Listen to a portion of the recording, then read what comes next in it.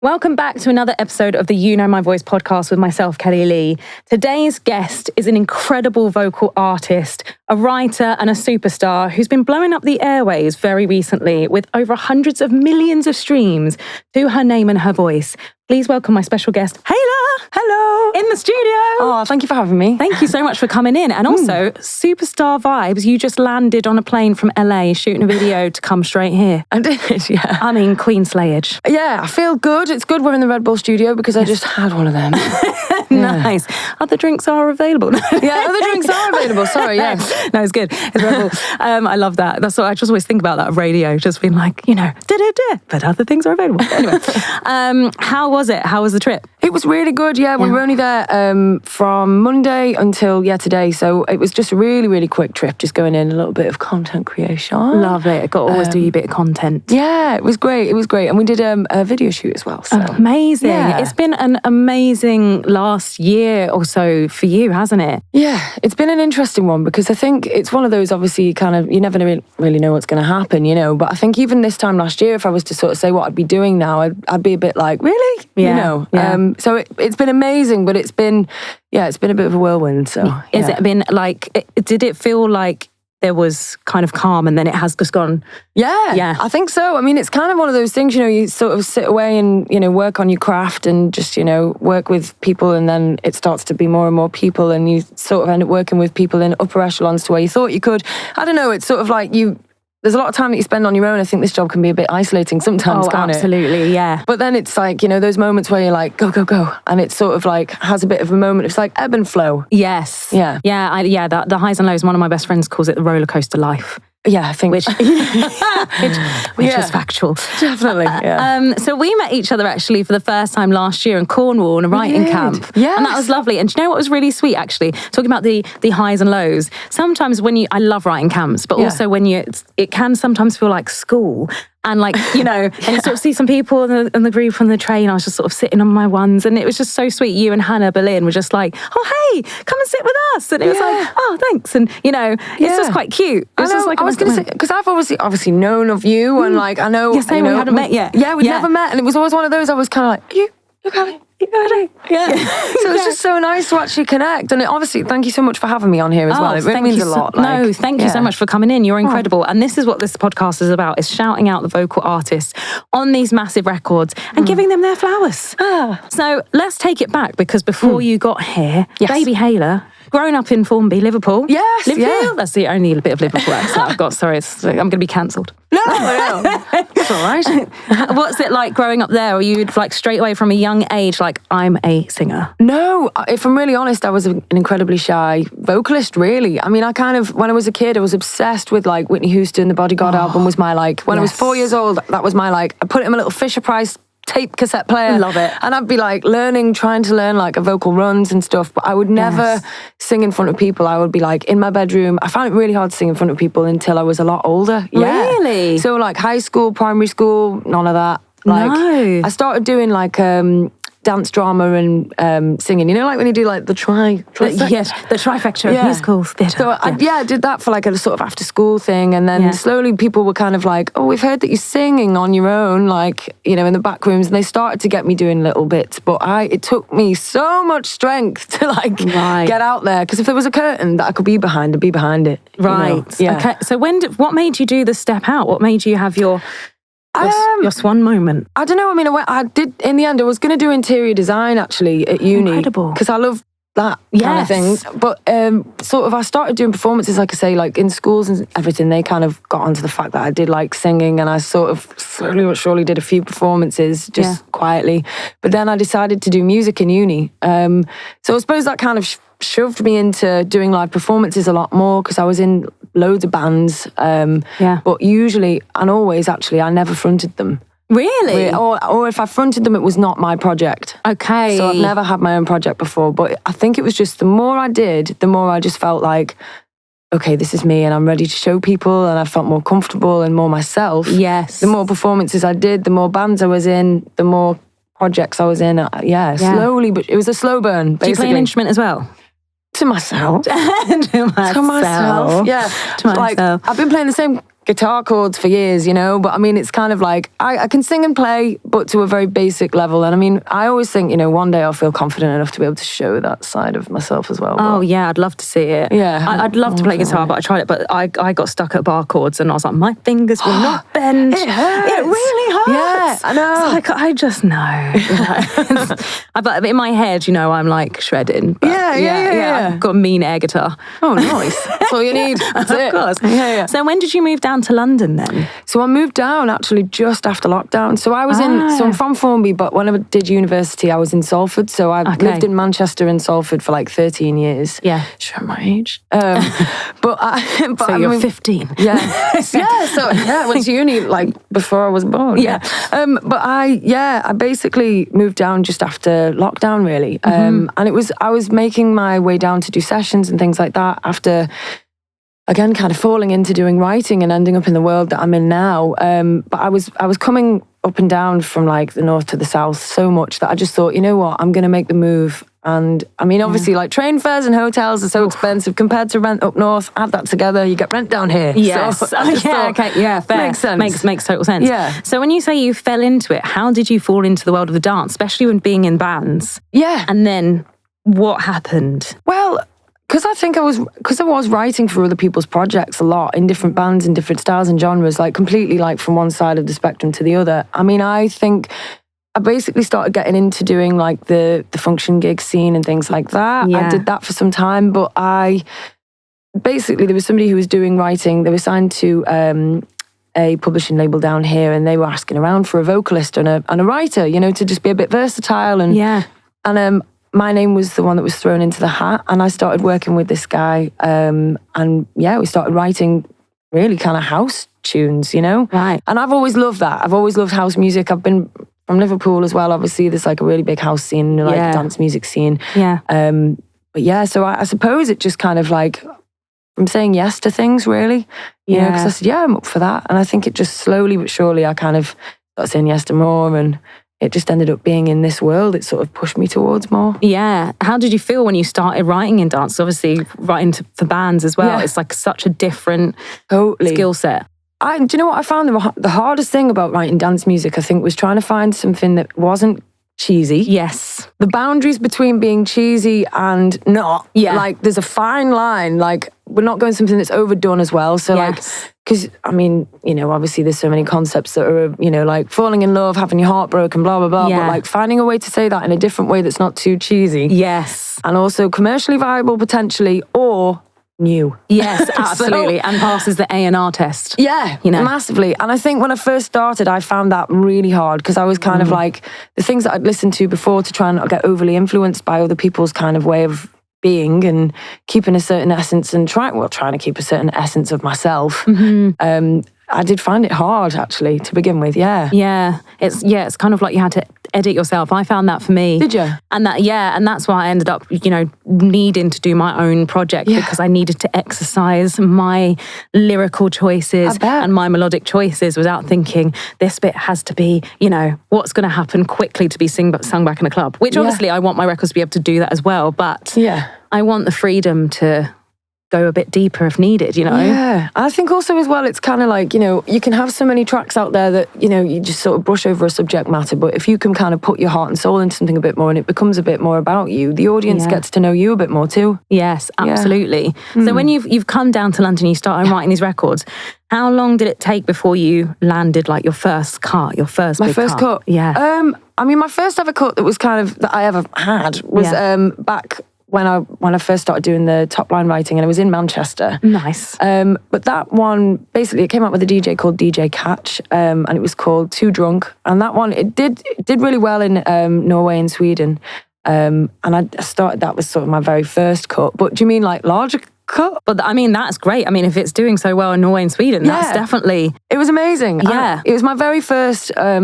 like collaboration with a DJ in the house world as well. Like, so it was amazing to see it kind of, I don't know, because I'd always been in bands, and then obviously to see like a DJ kind of representing the track, and that was great because we're really good friends as well. Oh, that's amazing. And was your name on that record as well? Yes, that one it was. Amazing. Yeah. So did that start bringing in some publishing interest and people sniffing around you? No, not really. I mean, like I've only just been published for like shy of a year, maybe. Wow. I've always been it's always been me with copyright controls. So like I've never, I had one track that was, like a one publishing track, which was actually my first single that I put out with Good Company. Oh, nice. Yeah. Big up Good Company. They're a great team. I know. Big up Good Company. Yes, for Good Company. Yes. Thank you. So DJ Catch happened then, and that record did really well. And then you moved down to London. Yeah. And then what was your first big London-based cut then? My first big London-based cut, I had a track with Example, which was Show Me How to Love. That one was a pretty big one. And you've supported him on tour as well? Yes, I have, actually, yeah. He was a great mentor, and he's put me on, I just did the tour with him just now as well in February, so I think this time it'd be the third time that I've joined him on the road, actually. Oh, that's brilliant. It's been amazing. That seems really cool that he seems like, if you've worked together before or something like that, he brings you on, Oh, he's been amazing, honestly, and I think just, having somebody as well who's in the industry like that, who's able to kind of give you like bits of advice and just help you along the way. Mm-hmm. It's really, amazing. So, incredibly grateful. So how did you go from Example to John Summit? So basically there was a track that was written in the grace period of like just I suppose like June 2020. Mm-hmm. So it was like when we were all allowed out again. Yeah. And me, Camden Cox, Will Clark, Eddie Jenkins, we wrote Escape with the supergroup KX5, which is Deadmau5 and Cascade. Incredible.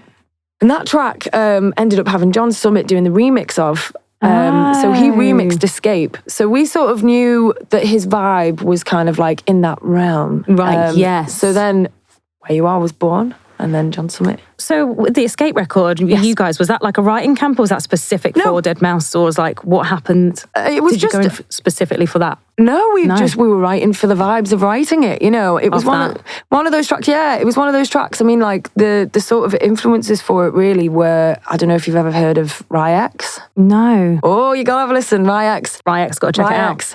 Amazing, yeah, amazing artist. And then Olafur Arnold's side group called Kiasmos. Mm-hmm. I don't know if you. Again, you have to. I'm going to check out. Hayla's sending me a playlist after this. Send you a playlist. But musically, we were sort of looking for something that was kind of quite down tempo, but like really kind of for the feels, Yeah. And when we were writing it, really, I think we all kind of felt that it was something quite magical, just the top line basis of that. And obviously, they added the flavour as to what it sounds like now. The genius that is Cascade and Deadmau5 in the KX5 group, obviously, that made it what it is. But that day, genuinely, when we were writing that top line, it was just kind of like. The vibes, yes. Yeah, I love that. I think that's the best thing about it, like that kind of thing. It's just like, and then you bring out your most natural work. Yeah. Because I think sometimes when you are writing something really specifically for someone, you end up overthinking yourself a lot. Yeah, I mean, there was absolutely no, like the fact that it ended up with those guys in the end, that wasn't something that we kind of were sort of trying to shoehorn into what we were trying to create. Yes. So that was really nice that ended up happening, but you should definitely, if you have a listen to those tracks though, like I'll give you a track list and listen to track list. Oh, I feel the vibes. Oh, I like this. This sounds very fun. So then obviously, John's remixed it. Yes. So did he like hit you up and say, look, I'm loving this. Could you write me something? No, we wrote the top line for that and we sent it over actually. Yeah, so like brilliant. Yeah, and again it was one of the quickest turnarounds of a track that we've probably ever had, because it was just such a. I mean, obviously Escape did amazingly, but his remix especially did really well. Of Escape 2. So yeah, when we kind of sent over that top line and he sent a few versions back of what he'd done, and obviously Where You Are was born into the way that it is now, but it was yeah, it was one of those tracks. It came together really quickly. Which was great. I love that. Yeah. And I love that your name's on it as well. Have you felt like quite included in the industry of putting your name on records or? Do you know what? I have been, I've been pretty lucky, but I know sometimes obviously it's making sure that, I suppose it's like getting the recognition and hopefully that like also you're, I know obviously like being like primary artist on records and things like that depends on, I know there's like rules of 3, 4, whatever, but it's kind of, I have been quite lucky so far, touch wood. Yeah. But I mean, I think most of the tracks, I think there's only ever been a few where maybe if I wasn't on it, it's kind of probably been because stylistically it's not been the sort of correct the right fit, really. So for anything kind of like untoward, I've so far. That's very good. Yeah. And also, that's something I also call for is like, not everything will fit you like name-wise for your vocals and what you write. So it's just important having that choice, because some people in this industry don't seem to get given a choice. And I think there should always be a conversation, a discussion. It's like, are we featuring in this? Are you not? And just make sure that all parties involved feel happy. Massively. Because I think sometimes as well, the problem is that a lot of people end up feeling like they don't own it as much as the DJ whose project it's going with. Yes. And I think that sometimes makes people feel like they can't speak up and they can't say. Yeah. And it's also like taking away their ownership of something that they're just as involved in. Yeah. So I think it's, it's very important for people to feel like they are able to speak up and say, like, this has to be right for me in all cases, whether it's got my name on it or not, like, it should be everybody's decision, and everyone should be happy with that. Yeah, exactly. Yeah. It's nice synergy and unity. So last year, you and I both sang on Subfocus's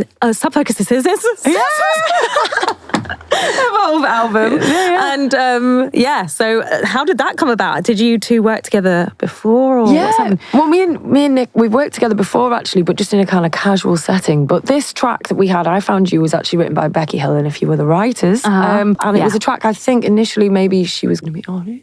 Yeah. But they asked me if I'd be up for revocaling it. And I just thought, well, that's quite big shoes to fill.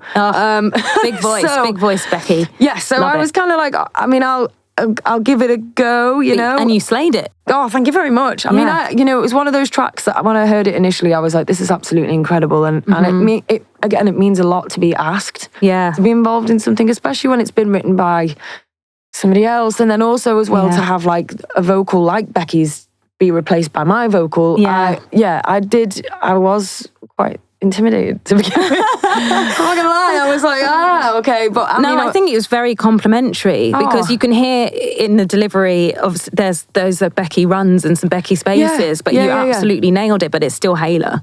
Actually, we were on a sailing holiday when the album was coming out, and we were listening to it, and it just sounded really beautiful. Oh, thank you so much. So well done for slaying that. Oh, thank you very much. That really means that's nice to hear. Actually, because I think it's also again like if ever there is a situation where like I'm replacing a vocal like that track, it's trying to make sure that maybe I'm not completely emulating.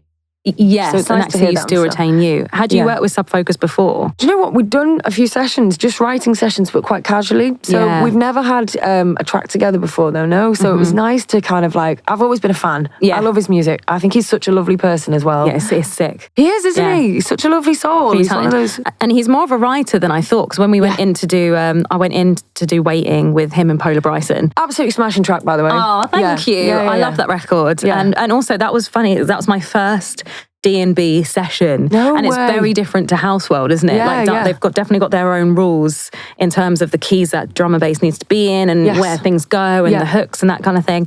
And that was really cool. And I kind of, before I knew I was going in with him, so I was listening to some of his stuff, and I wrote the idea for Calling for a Sign. Wow. And then at the end of the session, Waiting, I kind of said, I've actually got a little bit of an idea for something that I sort of had pre-prepared. And he was like, can I hear that? And I sang a bit of Calling for a Sign. He was like, actually, I'm really feeling this. And so that's where we kind of jotted that down. And then he built the track around the idea of that I had vocally. And then I went in to do another session with him, just me and him. And he's just very hands-on with, looking at where he wants the top line to go. And then I think we went back in again just to like tweak one or two pieces. And then I worked with him on the arrangement of where Calling for a Sign should be because of where the vocal was.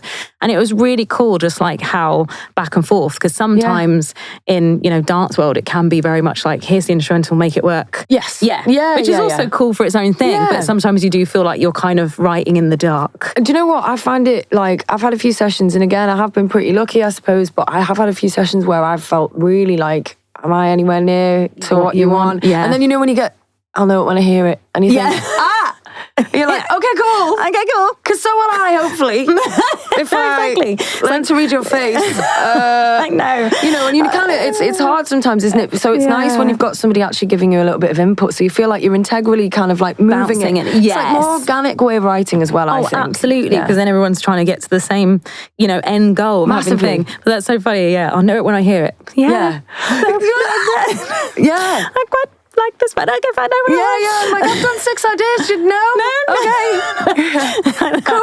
Absolutely cool. Yeah. So have you found, like, from doing, obviously, John Summit record is huge, and Shiver's doing amazing as well. Thank you very much. That there's a lot of love for Hayla, the solo project. Yeah, so I actually changed my sort of musical direction a little bit from what I'd done previously. Again, like I say, shout out, thank you so much to Good Company who gave me that was my first ever solo release with those guys actually. And what was the music? It was more house orientated rather than, I suppose, like progressive trance EDM, which maybe I suppose is kind of the lane I'm in now. I don't know. But I had a few tracks with them initially, and it was kind of more in that sort of house, straight up house kind of vibes, which obviously I love. But and then I went into a bit of an electronica vibe because I just love that kind of stuff, a little bit more like left field. But doing the features that I have done, I think it kind of had to do a bit of a rethink on what I was going to do so it made sense. You know, for like any audiences that had caught hold of who I am potentially from them. Which is amazing about doing the collaborations in a sense. Sometimes you get that audience crossover. But I thought that, for this to kind of maybe make more sense to a listener, I have to sort of move it over a bit. So I've got one solo single and then maybe another one out by the time. So I'm going to be doing a few more solo single releases that are sort of in that vein. And I have been working on an album as well. Oh, I love it. So I've been trying to there's a bit of a, it's kind of like quite a moving album in a sense where it's got like a few more down-tempo tracks, maybe a few of the electronica tracks that I had on there as well. I might put them in and about. But I feel like it's been really nice to actually put myself, like you said before, bring your own kind of flavour to something without having to think, how's it going to be perceived by the audience of another person when you say do the collaborating. Yeah, exactly. How are you feeling, like lyrical content-wise? What are you delving into for yourself? Like, for me, it's funny because I've got quite a lot of tracks that I wrote quite a while ago that have been sort of sitting around, but I've always felt really connected with. So there's kind of, from past breakups and things like that I feel like I've healed from now. But, like the stories that kind of link through a lot of my songs are kind of like lost heartbreak, but also refining yourself. Also like being okay on my own. And so thematically, there's kind of like a lot of that, I suppose. But I think it's just because when I was writing it, it was sort of like I was going through those emotions of sort of like the initial like shock and heartbreak and trying to like find myself again. And then emotionally feeling like I'm leveling out, but then also the confusion of life. In general. That one. Absolutely. So I think just trying to I'm trying to be as honest as I can be in my own way, but still make it so it's relatable to people so they can at least maybe find, I don't know, hope within something if they're not going through the best time. Have you got one that you feel is the one, which kind of says who you are? I mean, do you know what? Like, I love the ones that I'm doing at the moment in the lane that I'm doing, but if I'm being really, really honest about most favourite track that I think I've written is one called Unfold, which was actually it is going to be on this album, but it's not. It's something that got released last year, and that's kind of a bit more electronica, but it's more storytelling than I think a lot of the other ones, Right. So, what is it about that song that sort of... this is weird. So the story of the song is about being a canvas and being a painting, but it's all kind of about like, people viewing you in one way, but you knowing really the actuality of what it took for you to look that way. In that sort of like the vision of what other people see compared to what you feel. And like what you kind of hide and what you sort of do to make this all come together, that's even really if you feel like powerful. you're partially broken, And is that general people, or do you kind of feel that in sometimes the industry that we're in? I mean, the industry, is definitely one of those. It's a minefield. So it's kind of like generally both, really. But I think if you were going into the industry with it, I think a lot of the time it just seems like it's very shiny and glamorized, and really it can be probably the most... I don't know why we do it to ourselves, actually. Oh, no, tell me about it. It's like, if you want to have an existential, let's go. Absolutely. But I think, I think that song kind of like encapsulates sort of like how I, sometimes feel about myself within just like personal life and also like work life. They're kind of the same thing. And in the end, they do cross it. Absolutely. Yeah. Sometimes that's, my personal life. My fiance is an incredible producer and musician. But, we're really happy. Obviously, people don't talk about being happy and not sad. But I mean, like it's interesting to me to feel like that side of my life feels very stable and very anchored. And then my career side of life or music industry could be so highs and lows. I really treasure that anchoring side of my life. Also, he does does music as well. So yeah, we absolutely get it. I mean, like, he's not in dance. His studio's on analog to tape and producing singer-songwriters and that kind of thing. Yeah, which is really cool. And he's fully building stuff now. He's just built a compressor. So he loves it. He loves it. So he's like, he's full geeky. Yeah, that's wicked. Which is amazing. I didn't know that, you know. Yeah. Wow. Cool. And so that's quite nice because obviously we're both in music, but we're in such different worlds of it. So that like, we'll sometimes like cross over a little bit. But just having that kind of stability, because I feel like this career can be so unstable. Oh my days. Yeah. I think like from one day to the next, I mean, the partial kind of exciting thing about it is that you don't really know what you're going to do one day from the next. Sometimes when it's positive stuff, when it's negative stuff and you don't know what you're doing from day to day, it's like, just hold on. But I think it's one of those, isn't it? Like career-wise, I don't know if I could really envisage myself doing anything else. Yeah. But wow. It's a lot. Well, yeah. well, when you're ready to retire, you can do your interior design. Yes. And then people got a room. Yeah. I'll do it. I absolutely love the Alan Carr series of Interior Design Challenge. It's so good. I love that show. I want to see you on that show. And then everyone's going to start buying your wallpapers and stuff. Oh, yeah. Hey, I'll come up with some designs and come up with designs. Yeah. So tell me, what are one of your highlights or a couple of your highlights this last year? Because you did a massive, massive show, John Summit, recently, and it looked incredible. And for someone that used to sing behind the curtain, how did it feel standing in front of? Do you know what's weird? And I know this sounds a bit like, that's a bit of a rubbish answer, but you can't really see that many people after a while, you know? Yeah. I don't think we're meant to see that many people in one go. Like, I don't think the human species, it's like, unless it's like Lord of the Rings or, I don't know, I don't think we're meant to see that many people. Do you know what I mean? Yeah. It's like, it doesn't feel real. It's like a simulation. Yeah. So I think sometimes, like, you know, going into sort of like a bit of an out of body, what's it like? Yeah, out of body experience. Yeah. Like an altered state almost. I think, because if I think about it before I go on stage, I kind of have those like, whoa. Yeah. You know, you just have to. The jitter, you just think, well, that's what I'm going to do. Yeah, it's okay. Yeah. But the buzz from doing something like that is absolutely incredible. And I think, I think it's something that like, it's my favorite thing to do when in this industry, basically. Like performing is like the time when I feel the most alive and most myself, really. Yes. Yeah, same. So, because it's like that kind of electricity, where you feel the like energy transference between you and the crowd. Massively. That's so important to me. I love that. Yeah, because it's almost like you feel like there's sort of like a big bubble that's going around everybody. It's like trying to like share that energy, I think, is like the main thing. If you can make somebody feel the way that you feel when you sing, then you've done your job. Yes. I love that. Yeah. So moving forwards, we've got Hayla the album. We do, yeah. Which is really exciting. Yeah. Where can people find you? In life. Yeah, in life. Well, sometimes at Tesco's. Sometimes in Tesco's. Yeah. I mean, you can find me on Instagram at Hayla Sings. I'm also on all of the streaming platforms. Just Hayla. Hit the follow button. Yeah, hey. Get the new single as soon as it drops. Oh, yeah. Which is going to be called, and I can give you the name of that, actually. Yes.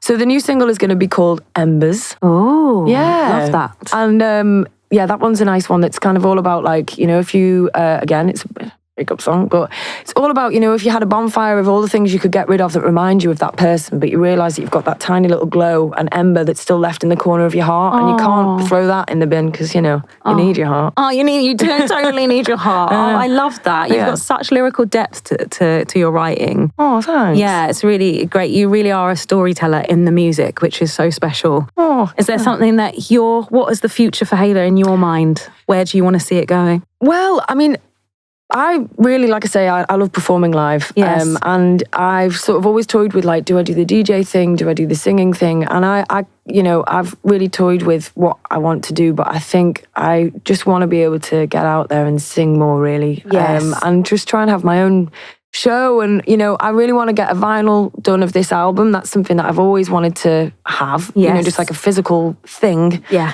But yeah, I want to gig more. I want to write more, just have more music. I mean, I suppose, probably classically what everybody says, really, but I think it's just, I think that like the more I can kind of feel like that sort of, like you say, the energy transfer of like just spreading around. I love traveling, like just around the world, and I just want to gig more and get out there more, write more, and hopefully have more to release as well. The Hayla headline tour.